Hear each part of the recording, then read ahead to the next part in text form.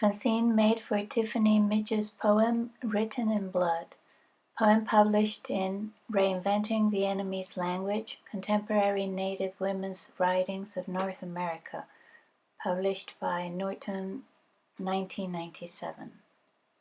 You can listen to my recording of this poem at the Talking People podcast. Search Tiffany Midge.